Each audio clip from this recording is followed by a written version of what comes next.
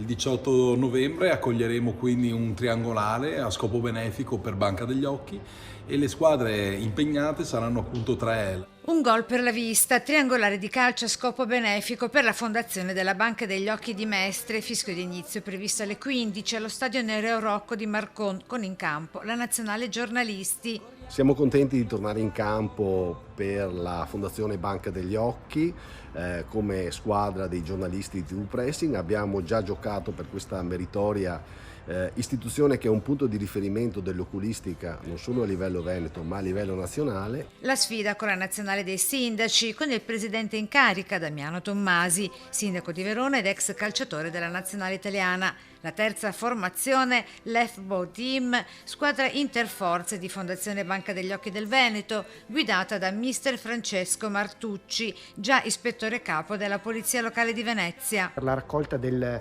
consenso alla donazione, un risultato molto importante che negli anni si va sempre più ampliando e fortificando.